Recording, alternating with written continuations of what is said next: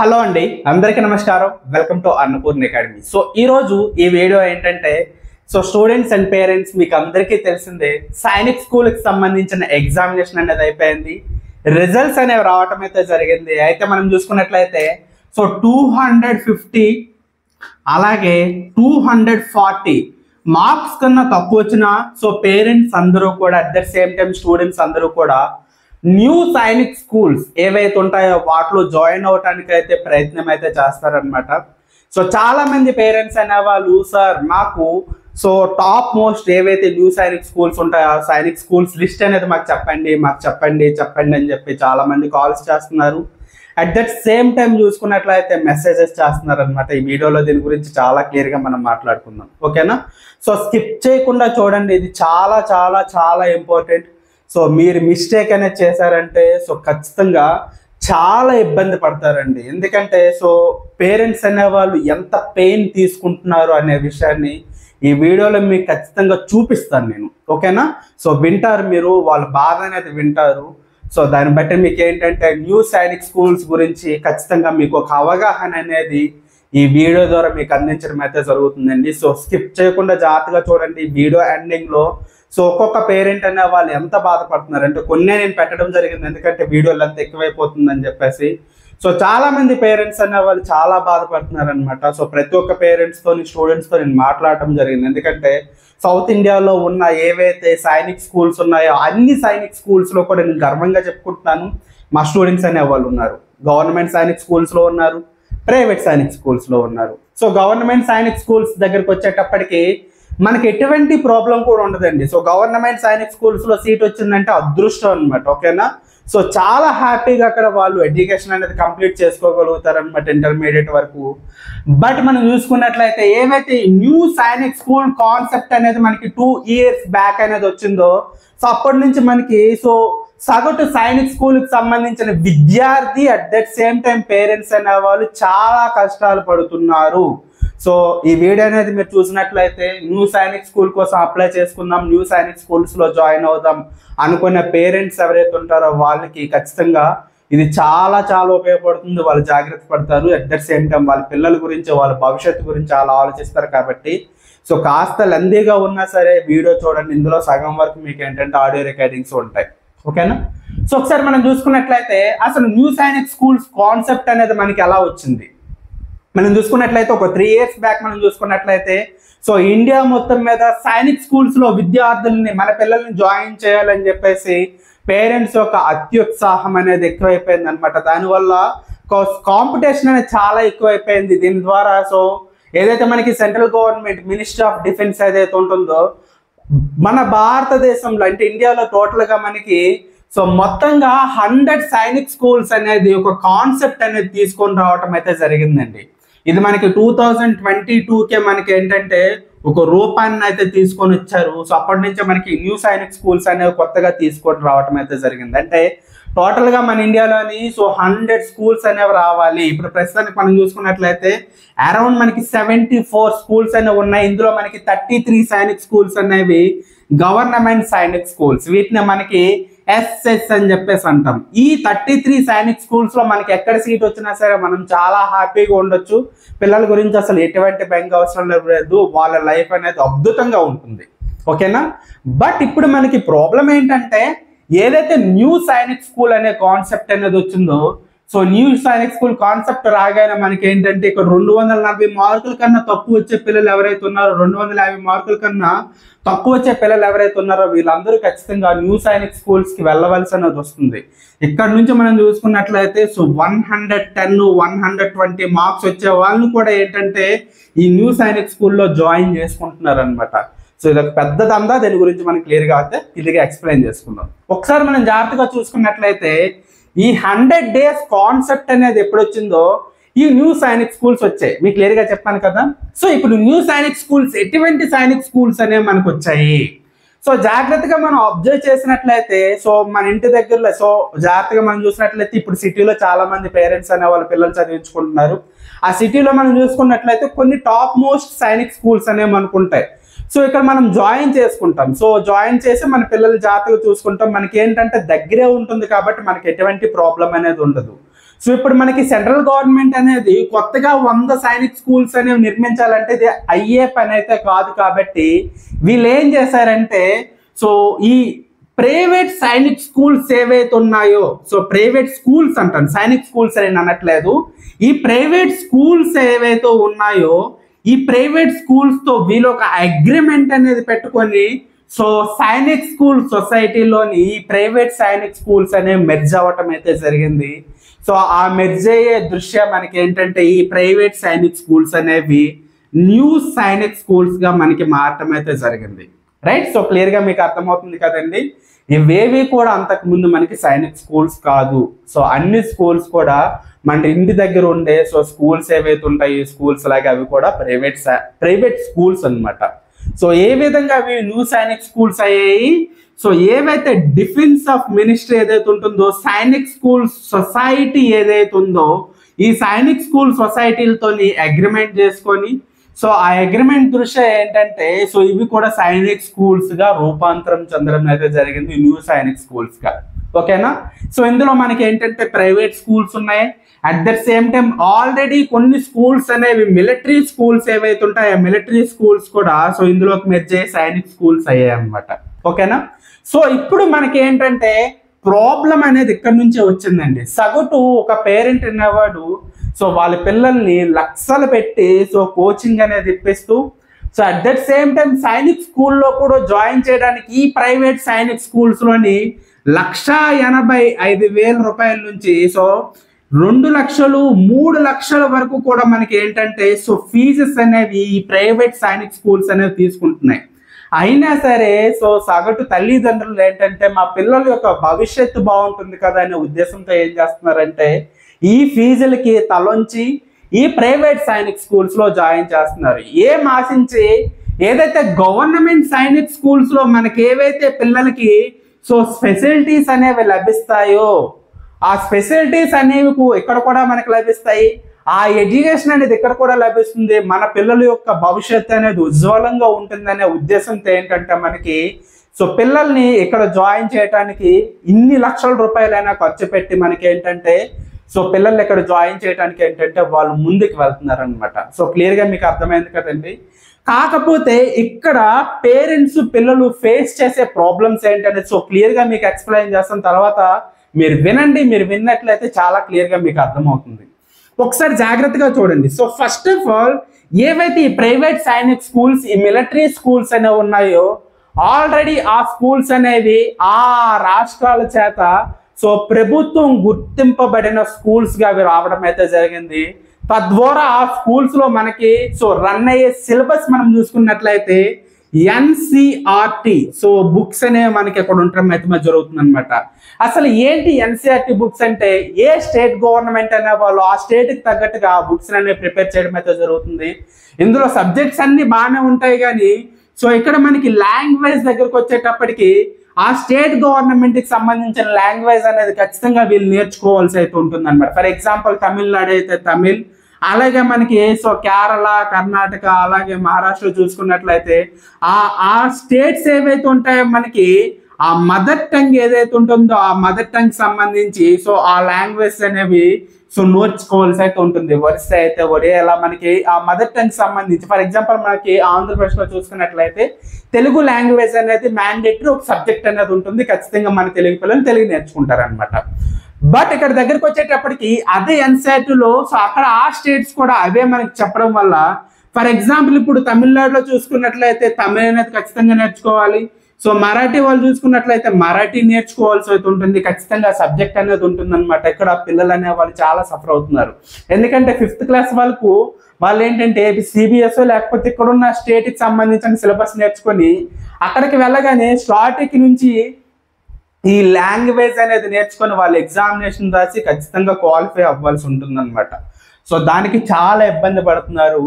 And second one మనం చూసుకున్నట్లయితే ఏవైతే ఈ ఎన్సిఆర్టీకి సంబంధించిన బుక్స్ ఉంటాయి ఈ బుక్స్ కి సో ప్రిపేర్ అయ్యే ఎవరైతే టీచర్స్ ఉంటారో ఓకేనా, సో ఆ టీచర్స్ అనేవాళ్ళు ఉపాధ్యాయ బృందం ఏదైతే ఉంటుందో ఉపాధ్యాయ బృందం అనేది ఆ స్టేట్కి సంబంధించిన ఎగ్జామినేషన్స్కి ప్రిపేర్ అయ్యే వాళ్ళు ఉంటారు కాబట్టి సో మ్యాక్సిమం వాళ్ళు ఏంటంటే వాళ్ళు మదర్ టంగ్ ఏదైతే ఉంటుందో మదర్ టంగ్లోనే సో వాళ్ళు ఆ క్లాసెస్ అనేవి చెప్పడం అయితే జరుగుతుంది. నేను కూడా ఫర్ ఎగ్జాంపుల్ తీసుకున్నట్లయితే ఆంధ్రప్రదేశ్లో ఉన్నాను కాబట్టి ఆంధ్రప్రదేశ్లో ఉండే విద్యార్థులు అందరూ కూడా కంప్లీట్గా ఇంగ్లీష్ నేర్చుకోలేరు, ఇంగ్లీష్లో చెప్తే అర్థం కాదు, అలాగే కంప్లీట్గా తెలుగులో చెప్పినా అర్థం కాదని చెప్పి మన క్లాసెస్ ఏంటంటే సో ఇంగ్లీషు అలాగే తెలుగు రెండు మిక్స్ అవుతూ మిక్సింగ్ అయితే చెప్పడం అయితే జరుగుతుంది. ఎందుకంటే ఇక్కడ గ్రామీణ విద్యార్థులు ఉంటారు, అందరూ ఉంటారు, అందరికీ న్యాయం కలిగించాలనే ఉద్దేశంతో. ఎందుకంటే మన తెలుగు వాళ్ళకి ఇది చెప్తాం కాబట్టి ప్రాబ్లం అనేది ఉండదు. బట్ ఇక్కడ వచ్చేటప్పటికి సో ఇతర రాష్ట్రాల నుంచి వచ్చే విద్యార్థుల పైన ఈ మదర్ టంగ్ అనేది సో వాళ్ళ మీద పడేటప్పటికి సో పిల్లలు అనేవాళ్ళు బిక్కిరి అయిపోవాల్సి వస్తుంది అనమాట. అండ్ మనం చూసుకున్నట్లయితే సైనిక్ స్కూల్స్లో మనం చూసుకున్నట్లయితే సో 90,000 వరకు మనం చూసుకున్నట్లయితే ట్యూషన్ ఫీజు అనేది ఉండటం అయితే జరుగుతుంది అనమాట. ఓకేనా, సో 90,000 రూపాయలు అనేది ట్యూషన్ ఫీజు అనమాట. ఏదైతే మనకి స్కూల్లో క్లాసెస్ చెప్తుంటారో ఆ క్లాసెస్కి సంబంధించిన ట్యూషన్ ఫీజు.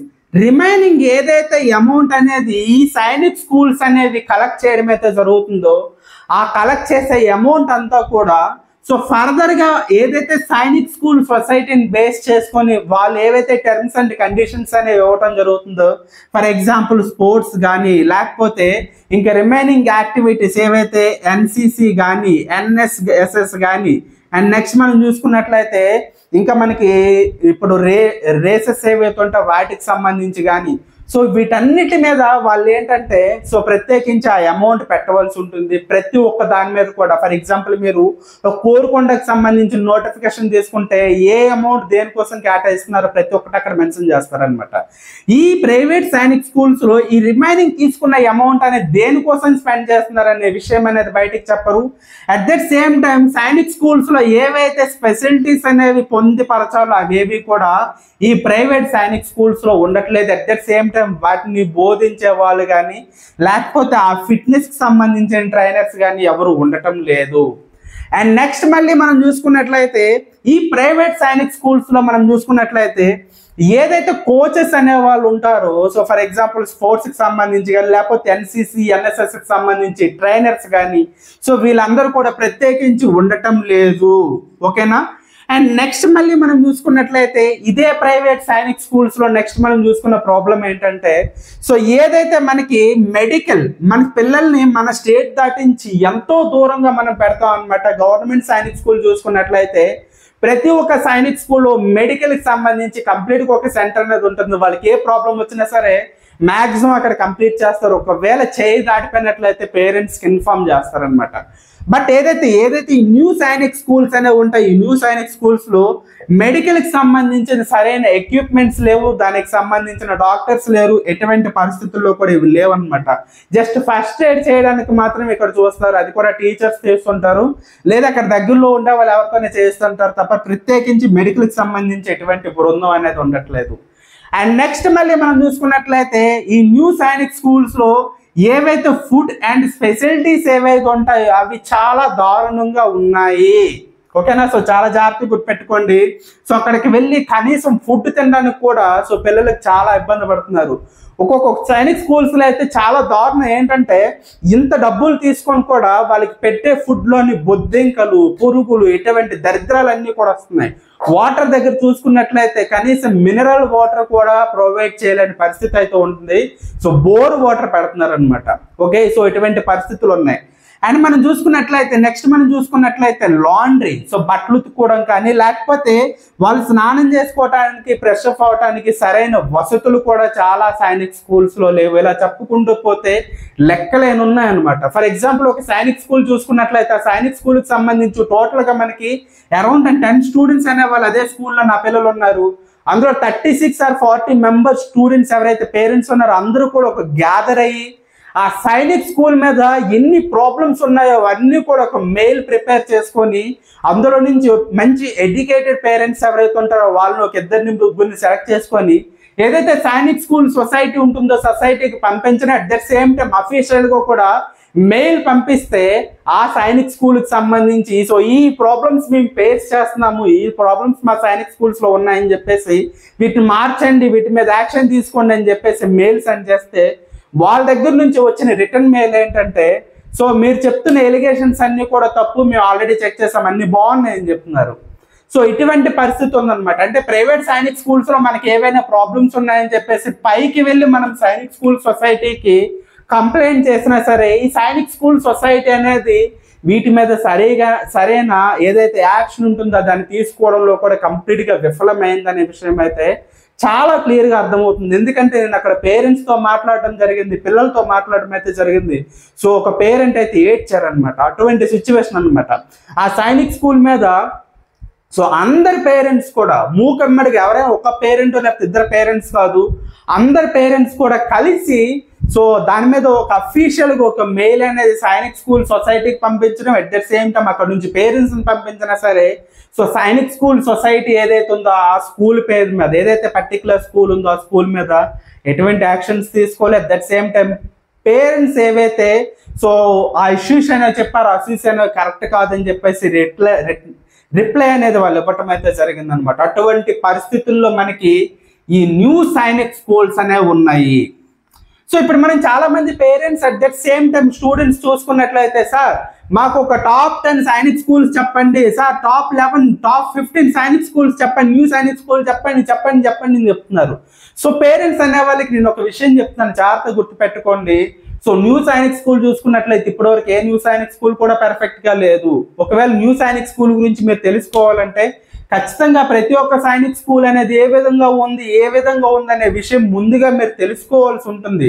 సో తెలుసుకోవాలంటే ఖచ్చితంగా మీ యొక్క ట్రైనర్కి దాని మీద అవగాహన ఉన్నట్లయితే ఆయన చెప్పగలుగుతాడు, లేదా మాకు అడిగినట్లయితే మేము దానికి సంబంధించి ఎంతో కొంత ఫీజు తెచ్చుకోండి. ప్రతి ఒక్కరికి ఎక్స్ప్లెయిన్ చేయమంటే ప్రతి ఒక్కరికి నేను అది ఎక్స్ప్లెయిన్ చేయలేను. ఎందుకంటే సో 30+ స్కూల్స్ ఉన్నాయి, ప్రతి స్కూల్ గురించి మనం చెప్పలేము అనమాట, చాలా ఇబ్బందిగా ఉంటుంది.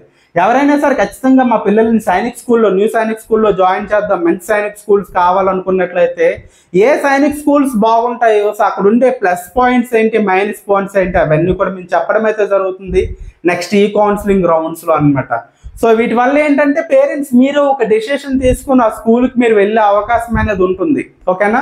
అలా కాకుండా గుడ్డిగా కానీ మీరు న్యూ సైనిక్ స్కూల్స్ ఏవి పడితే దానికి మీరు టిక్ కొట్టుకొని సో ఆ సైనిక్ స్కూల్ యాక్సెప్ట్ చేయగానే మీరు వెళ్ళి అక్కడ జాయిన్ అయిపోయారంటే మాత్రం సో నిజంగా మీకు అది ఒక పెద్ద పీడకలుగా మిగిలిపోతుందండి. ఖచ్చితంగా చెప్తున్నాను, పేరెంట్ ఎవరైతే ఉన్నారో పేరెంట్ మీద అట్ దట్ సేమ్ టైం ఆ స్టూడెంట్ మీద సో అది ఎంత పెద్ద దెబ్బ కొడుతుందంటే మళ్ళీ కోలుకోలేరు అనమాట, అంత పెద్ద దెబ్బ తగులుతుంది. సో దయచేసి అర్థం చేసుకోండి. సో మీ యొక్క అత్యుత్సాహం ఏదైతే ఉందో, సార్ చెప్పండి అని చెప్పేసి అది కరెక్ట్ కాదు. సో ఖచ్చితంగా సైనిక్ స్కూల్స్ గురించి తెలుసుకోవడం చాలా ముఖ్యం అనమాట. సైనిక్ స్కూల్స్ గురించి తెలుసుకోండి. సో దాన్ని బట్టి మీరు ఏంటంటే ఒక డెసిషన్స్ తీసుకోండి. దాన్ని బట్టి మీకు కావాలంటే మేమే మీకు అప్లై చేయడం అయితే జరుగుతుంది అనమాట, ఓకేనా. సో ఈ సైనిక్ స్కూల్ బాగుంటుంది, ఈ సైనిక్ స్కూల్ బాగుంటుంది, వీటికి అప్లై చేసుకుంటే బాగుంటుంది అని చెప్పి మేమే దగ్గర చేయడం అయితే జరుగుతుంది అనమాట. దయచేసి నెక్స్ట్ ఏదైతే ఈ కౌన్సిలింగ్ రౌండ్స్ ఉంటాయి, ఈ కౌన్సిలింగ్ రౌండ్స్కి సో మీరు అందరూ కూడా నచ్చినట్టు అప్లై చేసుకున్న తర్వాత అయితే మాత్రం మా పిల్లలు ఎవరైతే ఉన్నారో, పేరెంట్స్ ఉన్నారో అటువంటి బాధలు అయితే మాత్రం మీరు పడొద్దు. ఒకసారి మీరు ఆడియో రికార్డింగ్స్ వినండి, విన్నట్లయితే మీకు క్లియర్గా అర్థమవుతుంది.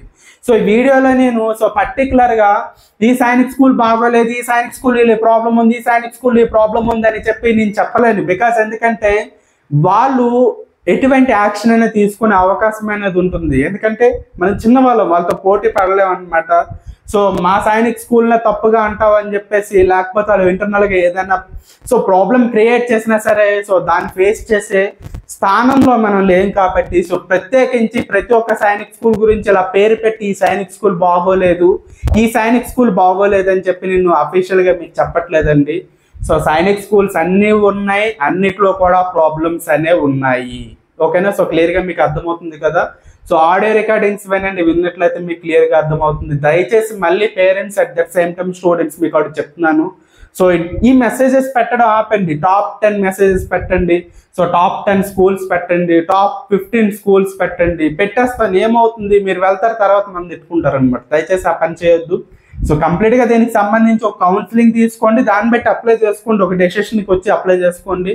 అదర్వైజ్ న్యూ సైనిక్ స్కూల్స్ని వీలైనంత వరకు తెలియకుండా టచ్ చేయకండి. మీకు క్లారిటీగా చెప్తున్నాను, సో వింటే మీకు అర్థమవుతుంది అనమాట. ఒకసారి పేరెంట్స్ యొక్క ఆవేదన వినండి. సో కొన్ని మాత్రమే పెట్టాను, కొన్ని పెట్టలేకపోయాను, ఎందుకంటే వాళ్ళు ఏడుస్తున్నారు అనమాట, బాధపడుతున్నారు.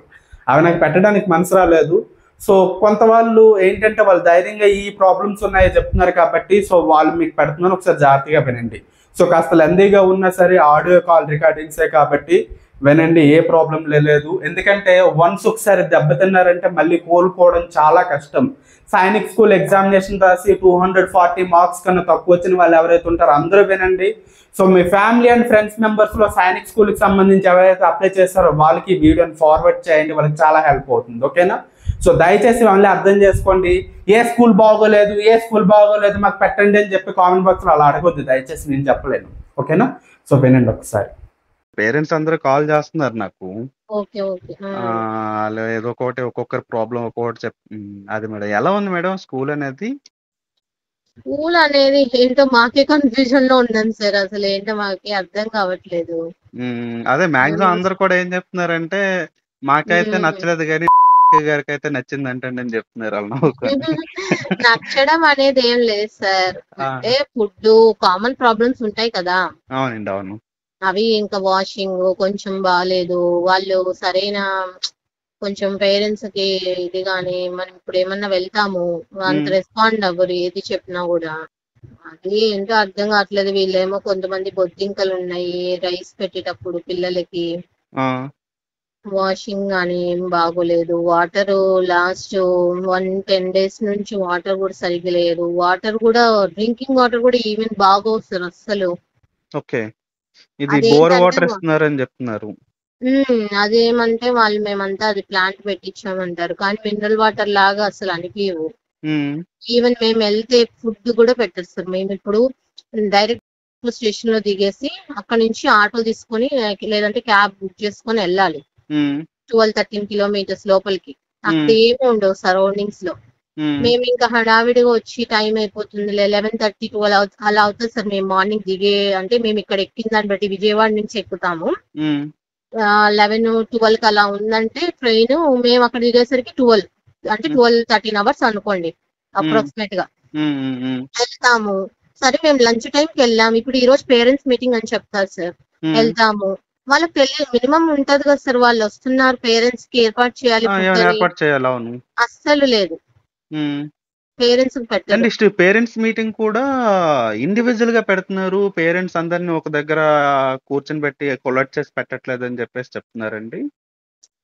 అదే సార్, వాళ్ళు అసలు పేరెంట్స్ మీటింగ్ అంటారు కానీ ఆ ప్రిన్సిపల్ సార్ ఉండడు, ఏముండడు సార్. ఇప్పుడు స్టాఫ్ మినిమం ఎంత మంది ఉంటారు సార్ మామూలుగా స్టాఫ్? ఇప్పుడు కొత్తగా పెట్టారు ఇది. సరే స్టాఫ్ ఎంత మంది ఉంటారు సార్? ప్రతి సబ్జెక్ట్ కి సబ్జెక్ట్ వైజ్ టీచర్స్ అనే వాళ్ళు ఉంటారమ్మా. సో స్ట్రెంత్ బేస్ చేసుకొని ఎప్పుడు కూడా మనకు ఉంటుంది. ఓవరాల్ స్ట్రెంత్ ఎంతమ్మా? 80 members. ఒక సెక్షన్ 40, ఇంకో సెక్షన్ 40. సబ్జెక్ట్ వైజ్ టీచర్స్ అనే వాళ్ళు వీళ్ళ ఆఫీస్ రూమ్ లో కూర్చుంటారు, వీళ్ళే ఎక్స్ప్లెయిన్ చేస్తారు సార్. అదేంటో మరి. ఓకే, ఆఫీస్ రూమ్ వీళ్ళే చూసుకుంటారు, అడ్మిన్ డిపార్ట్మెంట్ వీళ్ళే చూసుకుంటారు. At the same time classes కూడా వాళ్ళే చెప్పేస్తారు. అడ్మిన్ డిపార్ట్మెంట్ ఒక బ్లాక్ ఉంటుంది సార్. అడ్మినిస్ట్రేషన్ బ్లాక్ వేరే చోట ఉంటది, అడ్మినిస్ట్రేషన్ బ్లాక్ లో వేరే వాళ్ళు ఉంటారు. అంటే పేమెంట్స్ కట్టించుకోవడానికి వేరే వాళ్ళు ఉంటారు. మళ్ళీ స్కూల్ క్యాంపస్ ఉంటది కదా, అక్కడ ఒక సపరేట్ ఆఫీస్ రూమ్ ఉంది. అక్కడ మళ్ళీ వీళ్ళే కూర్చుంటారు. ఈ పనిచేసే టీచర్స్ ఉంటారు కదా, అందరూ వీళ్ళే కూర్చుంటారు. ఎంతైనా ఇప్పుడు వీళ్ళకి హిందీ రాదు కదా సార్. మనం ఇటు సైడ్ నుంచి వెళ్ళిన వాళ్ళకి హిందీ రాదు కదా పిల్లలకి. వాళ్ళకి ఇంగ్లీష్ లో కన్వర్ట్ చేసి చెప్తేనే కదా సార్ అర్థమయ్యేది. ఆమె మొత్తం హిందీలోనే చెప్తుంది అంతా. నేను మాట్లాడితే కూడా ఆమెకు అర్థం కావట్లేదు ఇంగ్లీష్ లో మాట్లాడితే. మినిమం బేసిక్ కదా సార్ ఇంగ్లీష్ అనేది. ఫర్దర్ గా మిగతా స్టాఫ్ కూడా కంప్లీట్ గా అందరూ హిందీలోనే మాట్లాడాలి, ఇంగ్లీష్ లో మాట్లాడకూడదు అని ఏదో రూల్ ఉందని చెప్తున్నారు మిగతా వాళ్ళు. అంటే ఇప్పుడు వీళ్ళకి ఎక్స్ప్లెయిన్ చేసేటప్పుడు కనీసం ఇంగ్లీష్ లో చెప్పాలి కదా సార్. ఎవరు అసలు ఇంగ్లీష్ లో అసలు కనీసం మాట్లాడరంట కదా. ఇంగ్లీష్ లో మాట్లాడరు. వాళ్ళకి ఏందో మరి ఇంగ్లీష్ వచ్చో రాదో అర్థం కావట్లేదు. ఎంత చదువుకున్నా కూడా ఇంగ్లీష్ మినిమం కదా సార్. మినిమం ఉంటది కనీసం. మాకు అందరికి హిందీ రావాలని ఏం లేదు కదా. అవునవును. అంత ఫీజు తీసుకొని మినిమం బేసిక్స్ అనేవి ఫుడ్, బెడ్, వాటరు, ఎడ్యుకేషన్ ఈ ఉమ్. మినిమం నీడ్స్ అన్నమాట. మినిమం నీడ్స్ మనమే వాళ్ళు ప్రాపర్ ఫ్రీగా కాదు కదా సార్, ఫ్రీ అంతా కాదు. పే ఇప్పుడు చేస్తున్నాం కదా. నెక్స్ట్ ఇయర్ 2,05,000 అంటే అది చాలా పెద్ద అమౌంట్ అండి. అంత అంత అమౌంట్. చెట్లు, అడవి, పాములు తిరుగుతా ఉంటాయి. నెక్స్ట్ రోడ్స్ కూడా ప్రాపర్ గా లేవు ఆ బిల్డింగ్స్ లేవు, దగ్గరికి ఇప్పుడు ఇప్పుడు వెళ్ళడానికి. వేస్తున్నారు. అప్పుడు మేము పోయినప్పుడు అసలు లేదు, స్టార్ట్ చేస్తున్నారు. ఇప్పుడు ఉమ్. బెడ్ బెడ్ మీద పాము కూడా వచ్చిందంట హాస్టల్లోకి. వాళ్ళు నాకు చెప్పిన విషయం ఏంటంటే మీ స్కూల్లోని ఇప్పుడు పురుగులు ఉండే రైస్ పెడుతున్నారు, అన్నం పెడుతున్నారు అని చెప్తున్నారు, బొద్దింకలు వస్తున్నాయని చెప్తున్నారు. నిజమేనా? అవును సార్, కొన్ని కొంచెం వస్తాయి. సాల్టెడ్ కాకపోతే మినరల్ కాదు సార్. మినరల్ వాటర్ కాదు. ఇప్పుడు మరాఠీ ఉంటుంది కదా, మరాఠీకి స్పెషల్ గా వేరే సబ్జెక్ట్ ఏమైనా ఉంటుందా? మరాఠీ ఉంటుంది. మరాఠీ ఉంటుంది, అది మీరు నేర్చుకోవాలి ఖచ్చితంగా, చదవాలి. రాయాలి కూడా. చదవాలి, రాయాలి. ఎగ్జామ్ లో అందులో కూడా ఖచ్చితంగా మీరు క్వాలిఫై అవ్వాలి. 80 మార్క్స్ ఉంటుంది. అట్లా ఏం లేదు, మనకన్నా అంటే డిసీజ్ వస్తే మనమే చూపించుకోవాలి. ఏమైనా డిసీజ్ వస్తే మనం వెళ్ళి చూపించుకోవాలి. దానికి బాగానే చేస్తున్నారా ట్రీట్మెంట్? అది వాళ్ళు బాగా చేయరు. బాగా చేయరు. ఒకవేళ మీకు ఫీవర్ కానీ ఎలాంటి ట్రీట్మెంట్ అంటే స్కిన్ మీద ఏమైనా వచ్చిందనుకో, ఉమ్. వాళ్ళు ఏం చెప్తారంటే ఇది మేము చేయము, ఇంటికి వెళ్ళి మీరే చూపించుకోండి అంటారు. స్కూల్ యొక్క ఫీడ్బ్యాక్ గురించి అని కాల్ చేశాను సార్, ఎలా ఉంది ఏంటని చెప్పి. అది బాగాలేదు సార్, ఫీడ్బ్యాక్ చాలా వరస్ట్. ఎవరికి రెఫర్ చేయమాకండి స్కూల్ కు. తీరా చూస్తే అక్కడ సైన్స్ స్కూల్ కు సపరేట్ ఫ్యాకల్టీ లేదు, టీచర్స్ దానికి సపరేట్ స్కూల్ భవన్ అంటూ ఏం లేదు, సపరేట్ స్పోర్ట్స్ యాక్టివిటీస్ కి ప్లే గ్రౌండ్స్ అంటూ ఏం లేదు. అంతా ఆ మిలిటరీ స్కూల్ లోనే అడ్జస్ట్మెంట్ చేసి రన్ చేశారు 1 year. తర్వాత ఫుడ్ అనేది జీరో సార్. అది ఫుడ్ జీరో. తర్వాత స్పోర్ట్స్ యాక్టివిటీస్ లేవు, స్టడీ లేదు. ఫీజు ఓల్డ్ దానికంటే 1,80,000 ఫీజు ఒకటి ఉంది. అవునండి. తర్వాత వచ్చేసి ఇంకా అసలు ఎలా ఉందంటే పేరెంట్స్ ఎవరైనా వెళ్తే ఆ సెక్యూరిటీ వాళ్ళు గేట్లోనే ఆపేస్తారు, లోపలికి అలౌ చేయలేరు. ప్రిన్సిపాల్ పర్మిషన్ ఉంటే గానీ లోపలికి అలౌ చేయలేరు. ఓకే. అలాగా కనీసం ఎప్పుడన్నా మనం పీటీఎం పేరెంట్స్ మీటింగ్కి వెళ్ళినప్పుడు కనీసం ఆ క్యాంటీన్ లో తింటా అంటే కూడా వాళ్ళు అలౌ చేయలేరు పేరెంట్స్ కి. అయ్యో. అలాంటి స్కూల్స్ అంతా. ఎందుకంటే చాలా సఫర్ అయ్యాం. ఓకే. ఈ ఇయర్ అక్కడ దగ్గర ఒక 65 స్టూడెంట్స్ వరకు ఏపీ తెలంగాణ తెలుగు స్టూడెంట్స్. అవునండి, అవునవును. ఓన్లీ ఒక 30 స్టూడెంట్స్ అదర్ స్టేట్స్ అంతే. మిగతా 60-65 వరకు మన తెలుగు స్టేట్స్. అవునండి, అవును. ఇప్పుడు అందరు చాలా బాధపడుతుంది. వాడు మళ్ళీ ఇప్పుడు 7th క్లాస్ కి 25,000 ఫీజు పెంచేసాడు. అవునండి, ఇప్పుడు మళ్ళీ 7th క్లాస్ 25. 6th క్లాస్ లో 1.8 ఉండే, వాడు ఇప్పుడు 2,05,000. 2,05,000. అది కూడా స్కూల్ రీఓపెన్ కాకముందే వన్ టైం మొత్తం ఫీ చెల్లించమంటాడు. సింగిల్ టైం పే చేయమంటున్నాడా? ఎక్కడ ఉందా సార్ ఆ రూల్? అదేంటండి, మీకు ఇస్తారు కదా, ఈఎంఐస్ ఇస్తారు కదా, 2-3 టైమ్స్ పే చేసుకుంటాను. ఓల్డ్ స్కూల్ అయినా సరే ఫస్ట్ ఇన్స్టాల్మెంట్, తర్వాత దీపావళి ఆ టైంలో ఒక సెకండ్ ఇన్స్టాల్మెంట్ కనీసం 2 ఉంటాయి.